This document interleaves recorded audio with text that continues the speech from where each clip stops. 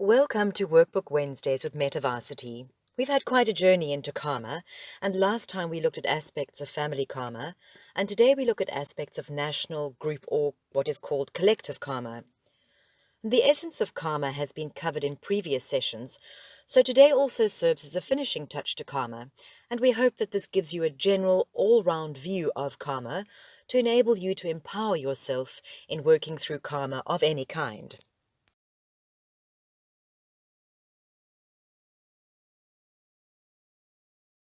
The concept of national or collective karma was introduced to the Western world in 1875 by Helena Blavatsky, who was a founding member of the Theosophical Society. She says that the laws of association forbid anyone from living separately, and individual fate is interblended and interwoven with collective fate in a way that resembles that in which atoms are interrelated. We share both the good and the ill fortune of others with whom we are associated. So we can understand this to mean that the accumulated action-reaction response balance of events and situations being experienced, due to be experienced, or being created collectively by a group of individuals with similar affiliations, or a particular community, or a country, or a group of countries, originating from individual action, contributing to the whole group collective balance of karma. At the moment of birth, armed with our soul plan, the stars aligned themselves for the life we are about to go through. The soul plan was entirely worked out on the basis of our karmic balances while we are in the spirit world. The soulmates that came down together have common karma to work through, which can be thought of as group karma. The country that we are born in is also part of our karmic heritage. So the stars, earth, country, nationality, soulmates are all interconnected through the karmic cords that hold us together. Earth has its own spirit and karma, and the way we are plundering and abusing the earth, it is no wonder that the boomerang effect of karma caused by humans is beginning to resound itself. Some examples of these are deforestation by fires, underground nuclear explosions, the building of hydroelectric dams, landmine explosions, just to name a few. This global karma is just beginning to make itself felt. The recent spate of earthquakes, volcanic explosions, hurricanes and tornadoes is just the tip of an iceberg, but all serve to assist us to learn and serve, and is dependent on the activities of its citizens. Nations have karma. To determine this, look at the patterns in a country's politics, conservation efforts, animal rescue, efforts to alleviate poverty, unemployment, wars, etc., and look at how the cycles are being perpetuated or being healed. Whatever actions are being done around you will affect you. Situations can happen to you because of social realities or the realities of the world. There are a million situations where people get killed every day for something that they have never done. A lot of people go through many levels of suffering and pain without being in any way associated with what is happening around them. But they are in that situation. That is their karma. So perhaps you might now be looking at karma and saying, well, is it my fault? I didn't do this. Why did this happen to me? That is not how karma is. Karma is a memory system. Let's say something happened to me for which I have no memory. Well, the society around you has memory. Those situations happen. The world has memory. Those situations happen. And whatever actions that are being done around you will impact you. Collective karma may create certain external consequences, but how you experience this, or respond or react, is determined by you right now. Right now, there is pollution in South Africa, and poverty and hunger. I did not cause any of this, but I will also breathe pollution, and strictly speaking, I am involved at some degree because I drive a car that emits pollution. I spray bug spray that pollutes the air. So maybe as an antidote, I planted so many trees to counteract the pollution. But how is that helping? Because I'm still breathing carbon monoxide created by other people. So there is always an effect, even if you personally did not contribute to the situation or used an antidote like we mentioned in the session on family karma. Whatever your individual karma is, there is collective karma. Your karma is essentially deciding how you experience the world or your country or your society. It is not deciding where you are in the world or what you are doing. You may be born in a palace, but your karma may be such that you suffer. You may be born on the street, but your karma may be such that you're a joyful human being. The past karma has created a certain external consequence or situation which you cannot change 100% instantly. It needs to be worked at. A national situation involves many things, not just you. But your karma can be changed instantly. You can change your karma right now, which means you can change how you experience life, or your country, or society right now. Only you are involved in this, so you can change this instantly if you are willing.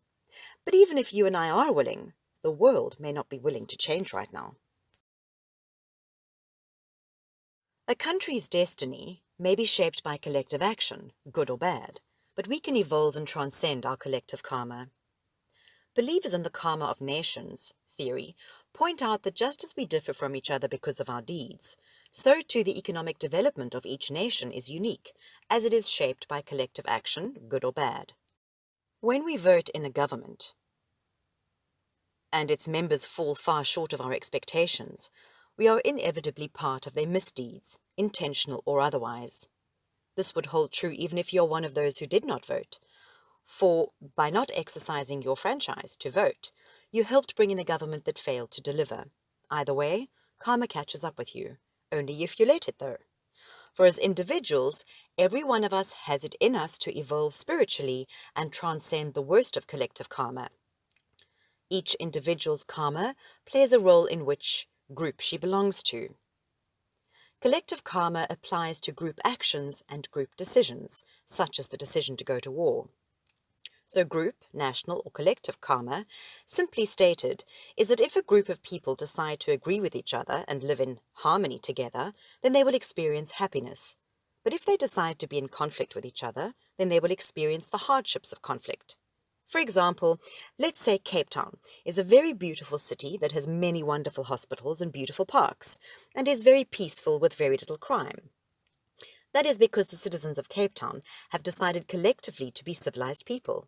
They have made an effort in that direction, and it is because of what they have done as individuals in their past lives that the individual citizens of Cape Town are so fortunate as to be able to live here or there. So group or national karma is really shared karma of a group of beings, and this refers mainly to their shared experiencing of environmental or societal situations or occurrences. We can also say that the dominating result of collective karma refers to the environmental or societal situations or occurrences that provide the circumstances for this group to experience them. Karma is not just the actions we take, but also the states of consciousness we choose, which reflect in the universal energy field. In Buddhist thinking, everything comes into being through causes and conditions. Nothing is purely random or accidental. Everything we are witnessing right now, both at a personal level and at the larger societal level, is the fruition of all the choices that people have made over time, along with the choices people are making today. It includes the choices that you and I make today, as well as the choices of our parents, grandparents, and ancestors, etc. It also includes the state of consciousness in which they lived. Today we are witnessing many ecological crises, including earthquakes, fires, and climate change, viruses. Much of this environmental crisis is as a result of collective human action. And from that perspective, we can see that the actions we take, or do not take, have a great impact, an impact that goes beyond our own personal life. The ecological crisis is a human creation. We created it together. Its reality is a karmic manifestation. Buddhism teaches that just as our actions have karmic results, the state of our consciousness has karmic results as well.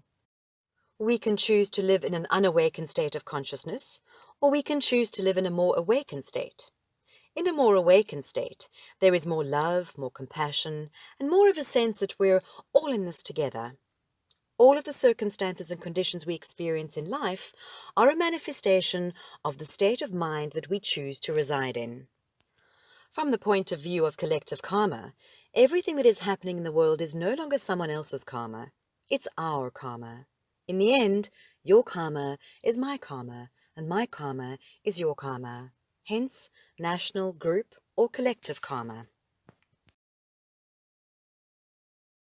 Group karma teaches us that it is not wise to try and divide humanity. It teaches us to transcend all divisions. We often create a division by thinking that our group or society or country is the best and most enlightened or evolved group. the ones who always make the right decisions, while other groups are the more primitive, unenlightened, and unevolved ones who make bad decisions. And it's easy to make these unhealthy divisions, but this is the ego at work. If someone you love completely and unconditionally is going through some difficulty, you want to help them. It would be very powerful if we could imagine that all of humanity is our family. Our family members may say things, do things, and demonstrate a state of consciousness that completely challenges us. But they are family, and in the end, the wise response is to have compassion. We need to have compassion for ourselves and for all of humanity, because this develops good group karma. Helena Blavatsky said, "We must not lose sight of the fact that every atom is subject to the general law governing the whole body to which it belongs. And here we come upon the wider track of the karmic law. The aggregate of individual karma becomes that of the nation to which those individuals belong. And further, the sum total of national karma is that of the world. Evils are not